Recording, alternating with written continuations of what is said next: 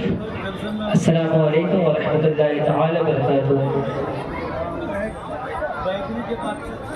نحمد و نصلی علی رسولہ الکریم، اما بعد فاعوذ باللہ من الشیطان الرجیم، بسم اللہ الرحمن الرحیم۔ بلغ العلا بکمالہ، کشف الدجی بجمالہ، حسنت جمیع خصالہ، صلوا علیہ وآلہ۔ إِنَّا نَحْنُ نَزَّلْنَا الذِّكْرَ وَإِنَّا لَهُ لَحَافِظُونَ۔ آئیے حضرات ایک مرتبہ درود پاک پڑھیں، اللہ رب محمد صلی اللہ علیہ وسلم، نحوار محمد صلی اللہ علیہ وسلم، صلاۃ و سلام علیک یا سیدی یا رسول اللہ صلی اللہ علیہ وسلم۔ شاعر کہتا ہے اشکوں کو مصطفیٰ نے مسکان بنا ڈالا، اشکوں کو مصطفیٰ نے مسکان بنا ڈالا، مشکل کو مصطفیٰ نے آسان بنا ڈالا، اور قرآن کو یہ دنیا اب کیسے مٹائے گی، سینوں کو حافظوں نے جزدان بنا ڈالا۔ قرآن کو یہ دنیا اب کیسے مٹائے گی، سینوں کو حافظوں نے جزدان بنا ڈالا۔ وہیں پر اللہ تبارک و تعالیٰ ارشاد فرماتا ہے اِنَّا نَحْنُ نَزَّلْنَا الذِّكْرَ وَإِنَّا لَهُ لَحَافِظُونَ۔ میں نے اس زمین پر ایک نہیں، دو نہیں، تین نہیں، 4 کتابیں اتاری، مگر میں نے کسی بھی کتاب کی ذمہ داری نہ لی ہے۔ اگر کسی کتاب کی ذمہ داری لی ہے تو وہ قرآن مجید ہے۔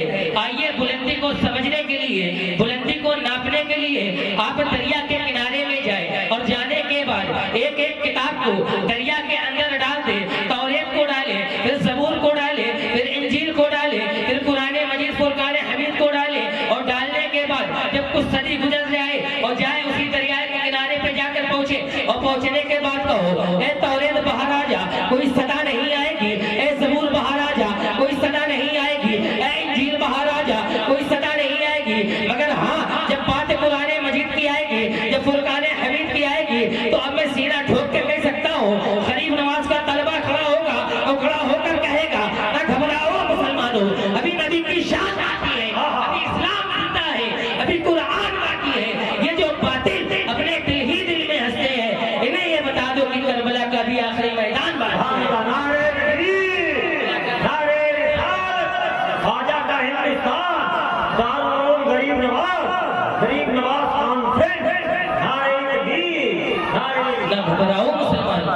ابھی نبی کی شان باقی ہے، ابھی اسلام زندہ ہے، ابھی قرآن باقی ہے۔ اور یہ باطل جو اپنے دل ہی دل میں ہنستے ہیں، انہیں یہ بتا دو کہ کربلا کا آخری میدان باقی ہے۔ قرآن کی عظمت کو گھٹانے والوں، قرآن کی عظمت کو گرانے والوں، تمہیں نہیں پتا ہے قرآن کی حفاظت تو خود اللہ کرتا ہے، تو تمہاری کیا ہمت ہے جو تم اس کی عظمت کو گھٹا دو گے؟ یہ تو قرآن کی عظمت ہے۔ آئیے میں آپ کو بتا دوں، جب قرآن کی عظمت یہ ہے، اب میں ایک بات بتا دوں، یہاں ہمارے ساتھ میں 5 میرے ہم سبق ساتھی ہیں جن کی دستار بندی ہو رہی ہے، میں بالخصوص ان سے گزارش کروں گا، اور ساتھ ہی ساتھ جو انسان مدرسے سے تعلقات رکھتے ہیں میں ان سے بھی گزارش کروں گا، جو انسان اسکول سے تعلقات رکھتے ہیں میں ان سے بھی گزارش کروں گا، آپ اسکول میں پڑھائیے، ہمیں کوئی دقت نہیں ہے۔ میں آپ تمامی حضرات کو بتا دوں، ہندی بھی آپ پڑھائیے، انگلش بھی آپ پڑھائیے، اپنے بچوں کو انجینئر بھی بنوائیے، اپنے بچوں کو ڈاکٹر بھی بنوائیے، مگر یاد رکھنا سب سے پہلے اپنے بچوں کو علم دین سکھائیے۔ سب سے پہلے اگر کچھ سکھائیے تو علم دین سکھائیے۔ آئیے میں تمامی حضرات کو بتاتا چلوں، آج کل کا ماحول کا عالم یہ ہو گیا ہے کہ انسان اپنے بچے کو پہلے انگلش میڈیم میں پڑھنے بھیجتے ہیں، جب انگلش میڈیم میں بھیجتے ہیں وہاں دیکھتے ہیں 1 سال ہو گئے، 2 سال ہو گئے، وہاں نہیں چلا تو وہاں سے ہندی میڈیم میں بھیج دیں گے، وہاں پر دیکھتے ہیں 1 سال ہو گیا، 2 سال ہو گیا، وہاں بھی نہیں چلا، پھر دیکھتے ہیں کہیں نہیں چل رہا ہے تو آئیں گے مدرسہ غریب نواز، حافظ شہنواز، یہ بچہ کہیں نہیں چل رہا ہے، اسے آپ ہی چلا جائیں۔ ہر آدمی یہ جانتا ہے جسے کوئی منہ نہ لگائے اسے مصطفیٰ کے خادم منہ لگایا کرتے ہیں۔ ہر آدمی یہ بات جانتا ہے جسے سینے سے کوئی نہیں لگاتا اسے مصطفیٰ کے خادم لگاتے ہیں۔ اب یہیں سے میں ایک بات عرض کرنا چاہتا ہوں، ایک ماں رہتی تھی، اپنے بچے کو ایک جگہ لے کر گئی، اور لے جانے کے بعد ایک مدرسے میں کہنے لگی امام صاحب اس کو آپ پڑھا دیجئے، امام صاحب یہ آپ ہی کے پاس پڑھے گا۔ امام صاحب کہنے لگے میرے پاس پہلے ہی سے اتنے بچے ہیں، میں اسے کیسے پڑھا دوں، خیر جو سبب رہا ہو۔ امام صاحب نے منع کر دیا، جب امام صاحب نے منع کر دیا ماں بھی ماں تھی، ماں کہنے لگی رہے گا آپ ہی کے پاس، پڑھے نہ پڑھے یہ اس کی مرضی ہے. اب استاد کہنے لگے اگر ایسی بات ہے تو ٹھیک ہے, ماں چھوڑ کے چلی جاتی ہے, استاد اپنے پاس رکھ لیتے ہیں. استاد اس کو اپنے پاس رکھنے کے بعد کہنے لگتے ہیں بیٹا تو کیا کرے گا؟ بچہ کہنے لگتا ہے جو من کرے وہ کروا لو. استاد کہنے لگتے ہیں ٹھیک ہے آج سے تم میری بھینس کا چارہ بنا دیا کرے گا, ٹھیک ہے آج سے تم میرے جانوروں کی دیکھ بھال کرے گا. استاد کہنے لگتے ہیں آج سے تیرا یہی سب کام ہے. 1 سال گزر جاتا ہے, 2 سال گزر جاتا ہے, دیکھتے ہی دیکھتے 3 سال گزر جاتے ہیں, 4 سال گزر جاتے ہیں. جب وقت آتا ہے دستار بندی کا, جب بچوں کے سروں پہ امامہ باندھا جاتا ہے, علماء کرام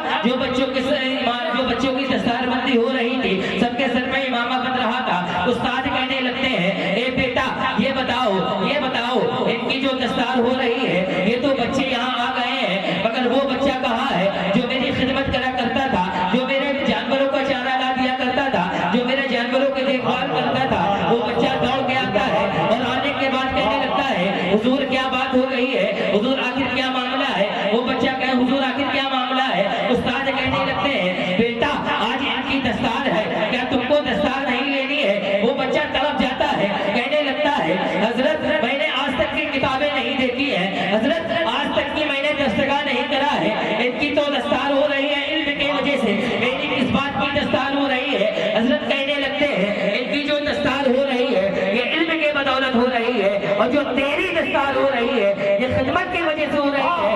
علماء کرام بتاتے ہیں جتنے بھی بچے فارغ ہوئے تھے سب کے سروں پہ امامہ علماؤں نے باندھا تھا, مگر یہ تو خادم تھا حضور کا, اس کے سر پہ استاد امامہ باندھتے جا رہے ہیں, روتے جا رہے ہیں, لپیٹتے جا رہے ہیں, روتے جا رہے ہیں. تاریخ میں لکھ کر آیا جب ان کے کوئی بھی مسائل اٹک جاتے تھے تو حل کروانے کے لیے اسی کی خدمت میں جایا کرتے تھے, تو حل کرنے کے لیے اسی کی خدمت میں جایا کرتے تھے. بس ایک اور آخری بات میں آپ تمام حضرات کو بتا دوں, میرا کہنے کا مطلب یہ تھا علم صرف کتابوں سے حاصل نہیں ہوتا ہے. بہت بڑی بات, علم صرف کتابوں سے حاصل نہیں ہوتا ہے. اگر علم کتابوں سے حاصل ہوتا تو یہ علماء کرام بیٹھے ان سے پوچھے, اردو میں سارا علم موجود ہے عالم کا, اردو پڑھ کے عالم بن سکتا تھا مگر نہیں بن سکتا.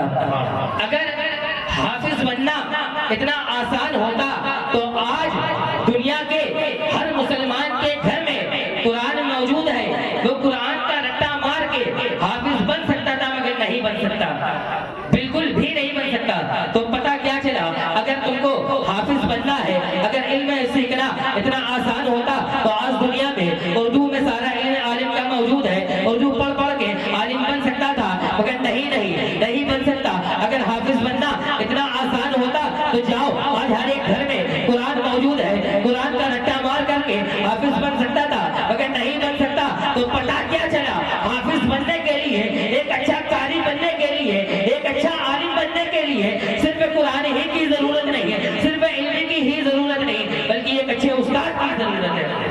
جب استاد اچھا ہوتا ہے تبھی جا کے شاگرد آگے بڑھ پاتا ہے. جب ماں باپ اچھے ہوتے ہیں وہی ماں باپ اپنے بچے کی انگلی پکڑ کر کے اور پکڑنے کے بعد ایک اچھے استاد کو ڈھونڈتے ہیں, اور جا کر کے انگلی پکڑاتے ہیں, اور پکڑانے کے بعد کہتے ہیں یہ میرا بیٹا ہے اسے پڑھا دیجیے. تو لہٰذا میں تمام حضرات سے گزارش کروں گا, جتنے بھی حضرات ہیں اپنے بچوں کو بے شک آپ ہر تعلیم دیجیے, انجینئر بنائیے, ڈاکٹر بنائیے, سب بنائیے, مگر اتنا پڑھا دیجیے کہ کل کو اگر تمہارا انتقال ہو جائے تو تمہارا بچہ کسی امام کے دروازے پہ جا کر یہ نہ کہے کہ امام صاحب جنازہ باہر رکھا ہے, یہ کہنے کی ضرورت نہ پڑے.